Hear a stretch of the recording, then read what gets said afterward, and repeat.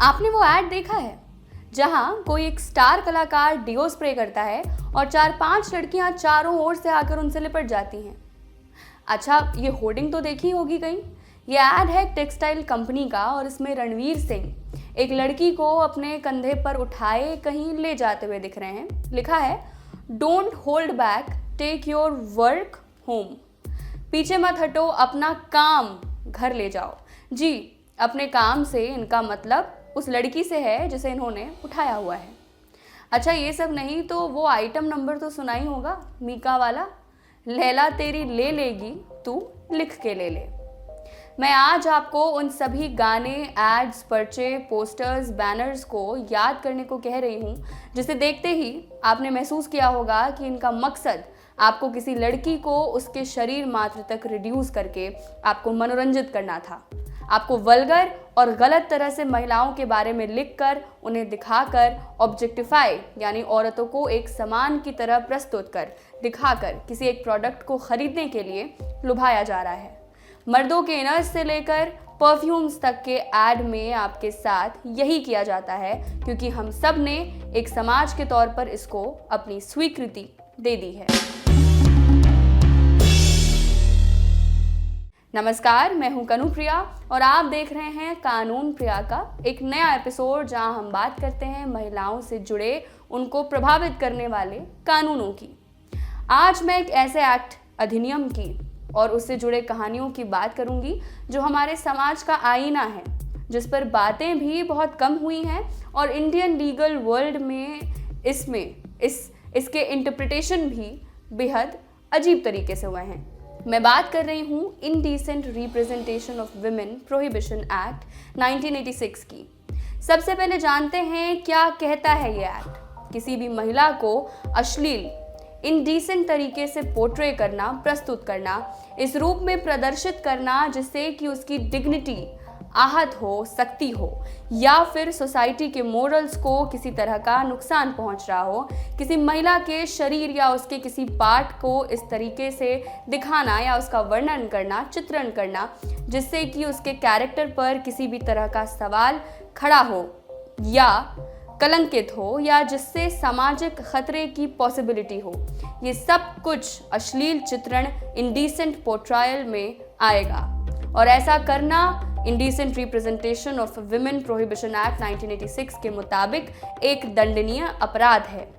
किसी भी पोस्टर, पर्चे, पेंटिंग, सिनेमा, आर्ट, लिटरेचर में अगर ये किया जाता है तो उसे अपराध ही माना जाएगा। अगर ऐसा कोई पहली बार करता है तो 2 साल तक की जेल और 2000 का जुर्माना भरना होगा। दोबारा करने पर मिनिमम 6 महीने से लेकर 5 साल तक की जेल की सज़ा और मिनिमम 10,000 से लेकर 1 लाख रुपए तक का जुर्माना भरना हो सकता है। शिकायत किससे और कहां करें? आप इसकी शिकायत अपने सबसे नज़दीकी पुलिस स्टेशन, जिला न्यायालय या महिला और बाल विकास मंत्रालय से कर सकती हैं। इस एक्ट को बनाने के पीछे का जो मकसद है, उस मकसद को अब तक सफलता हासिल नहीं हुई है, क्योंकि जैसा मैंने शुरुआत में ही आपको याद दिलाया, आज के समय आप हर जगह क्या औरतों को नग्न करती तस्वीरें एड्स में या सेक्सिस्ट गानों में, जहां औरतों को सिर्फ ऑब्जेक्टिफाई करता दिखाया जाता है, नहीं देखते? क्या आप उन गीतों पर नहीं नाचते, नहीं गुनगुनाते जहां महिलाओं के शरीर को लेकर भद्दी टिप्पणियां होती हैं, कमेंट्स होते हैं? क्या आपने हनी सिंह के गानों को अपने कल्चर का पार्ट नहीं बनाया, जहां वो हर दूसरे लाइन में महिलाओं का अपमान और गालियों का इस्तेमाल करता है?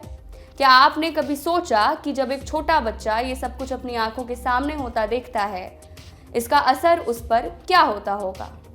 लड़कियों को सिर्फ एक ऑब्जेक्ट समझने की शिक्षा उनके लिए यहीं से शुरू हो जाती है।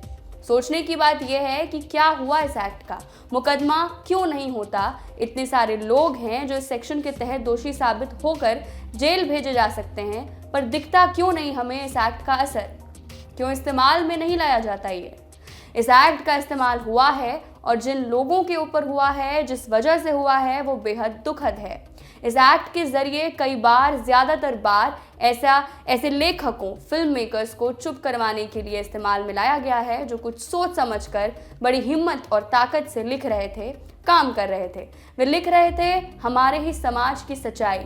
उन पर ये आरोप लगता रहा कि इसी कानून के जरिए कि वे अश्लील चीजें लिखते हैं, वे महिलाओं को गलत ढंग से पोर्ट्रे करते हैं, वे सेक्स के बारे में, शरीर के बारे में लिखकर इस समाज को बदनाम कर रहे हैं। पर उन्होंने बड़ी दृढ़ता से लिखी उन औरतों की कहानी जो समाज द्वारा धकेल दी गईं, जिन्हें कभी समझा ही न गया। अपनी कहानियों में, अपने गढ़े किरदारों में उन्होंने वो सब कुछ कहा जो जैसे को तैसे हमारे समाज में वैसा ही मौजूद है, पर हम देखकर भी हर बार उसे अनदेखा कर देते हैं। ये एक्ट इंडिपेंडेंटली भी लगाया जाता है, लेकिन इस एक्ट के साथ एक और कानून है जिसका इस्तेमाल इसके साथ किया जाता है। यह है इंडियन पीनल कोड की धारा 292।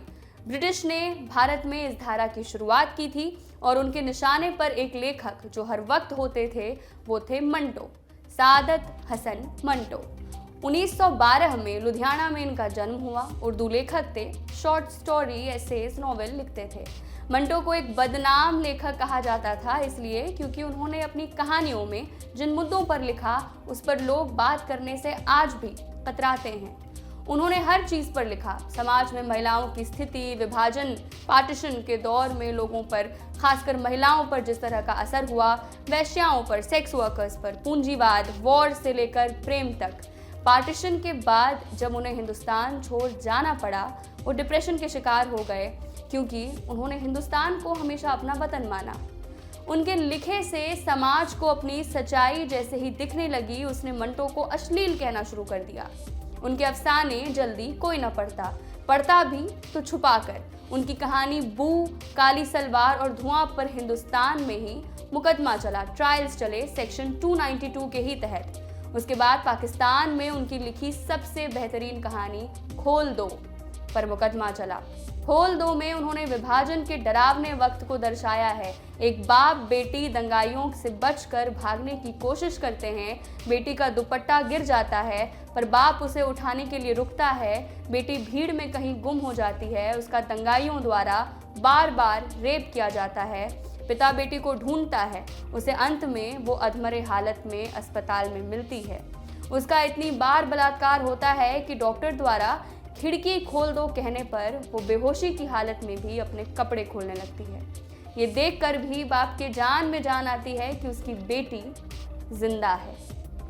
ये कहानी जो साफ साफ बताता है कि युद्ध में क्या स्थिति होती है लोगों की, इस पर भी आयरनी ही समझिए कि अदालत द्वारा अश्लीलता का ठप्पा लगा दिया गया। जब उन्हें हर दूसरे दिन अदालत जाना पड़ रहा था और साथ ही पैसे की मार भी झेलनी पड़ रही थी, उन्होंने अपनी एक कहानी में लिखा, मेरी बाकी कहानियों में मुझे जो परेशानी हुई वो तो हुई, लेकिन ठंडा गोश्त का मुकदमा सबसे बाजी ले गया, इसने मेरा भुरकस निकाल दिया। ये मुकदमा यहाँ पाकिस्तान में हुआ, मगर अदालतों के चक्कर ऐसे थे कि मुझ जैसे हम्मास यानी संवेदनशील आदमी बर्दाश्त नहीं कर सकता कि अदालत एक ऐसी जगह है जहाँ तौहीन बर्दाश्त करनी ही पड़ती है। खुदा न करे किसी को जिसका नाम अदालत है से वास्ता पड़े, ऐसी अजीब जगह मैंने कभी नहीं देखी। पेरुमल मुरुगन तमिलनाडु के एक बहुत बड़े राइटर हैं। उन्होंने एक बेहतरीन किताब लिखी, वन पार्ट वुमन। ये कहानी एक महिला और उसके पति की है जिन्हें बच्चा नहीं हो पा रहा। सब कर लेने के बाद भी आखिरी टोटका बचा है, जिसमें महिला को एक कल्ट में भाग लेना पड़ता है, जिसमें ये रीति है कि साल के उस एक दिन अगर एक खास मंदिर जाकर किसी अनजान इंसान के साथ उसने शारीरिक संबंध बनाए तो बच्चा होने की पॉसिबिलिटी है। इसी रीति के चारों ओर घूमती काली और पोन्ना की कहानी है, जिसके जरिए पेरुमल मुरुगन ने समाज की और भी कई ऐसी ही बेतुकी अनसाइंटिफिक बातों से पर्दाफाश किया है। इसे लिखने के लिए उन पर धारा 292 के तहत केस कर दिया गया। हर घर से उन्हें बदनामी मिली। वे इन सब से इतने टूट गए कि फिर कभी कुछ न लिखने का प्रण ले लिया। एक्ट की एक बात गौर करने लायक ये है कि एक्ट में एक जगह साफ लिख दिया गया है, पब्लिकेशन वेदर ऑब्सीन के टाइटल के अंदर के मामले में किसी भी लिटरेचर को उसे पूरा पढ़कर समझा जाए कि क्या वो वाकई एक अच्छी किताब है, ना कि उसके किसी एक सीन के चलते उसके पब्लिकेशन को रोक दिया जाए। इसी तरह कई फिल्म मेकर्स जैसे दीपा मेहता, अनुराग कश्यप और अन्य की फिल्में ऑब्सीनिटी के कारण बैन कर दी गई, जैसे कि बैंडिट क्वीन, फायर, वाटर, अनफ्रीडम और बाकी। धारा 292 को अगर हमारा कानून जगत सही जगह काम में लाएं, उन लोगों को रोकें जो सच में अपने काम के जरिए गंदगी फैलाते हैं, महिलाओं के अपमान के साथ ही रेप कल्चर को बढ़ावा देते हैं, धारा 292 का इस्तेमाल समाज को बेहतर बनाने के लिए बेहद ज़रूरी हो सकता है। कई बार सोचती हूँ कि ये सोसाइटी जब ज़रूरी बातों पर चर्चा करने से कतराना छोड़ दे, जिस दिन मंटो की लिखी गई कुछ कहानियाँ सबको आवश्यक रूप से पढ़ने दी जाए, सब उसे समझें, उस दिन शायद ये समाज कुछ बेहतर हो जाए। मंटो द्वारा कही गई ये कुछ बातें हमें आजीवन याद रखनी चाहिए। उन्होंने ये तब कहा था जब उन पर अश्लीलता फैलाने के आरोप लगे थे। उन्होंने कहा था, ज़माने के जिस दौर से हम गुजर रहे हैं, अगर आप उससे वाकिफ़ नहीं तो मेरे अफसाने पढ़िए। अगर आप इन अफसानों को बर्दाश्त नहीं कर सकते तो इसका मतलब है कि ज़माना ही नाकाबिले बर्दाश्त है। मैं सोसाइटी की चोली क्या उतारूंगा जो है ही नंगी। मैं उसे कपड़े पहनाने की कोशिश भी नहीं करता, क्योंकि ये मेरा काम नहीं, दर्जियों का काम है। देखते रहिए ऑर्डिनरी। शुक्रिया।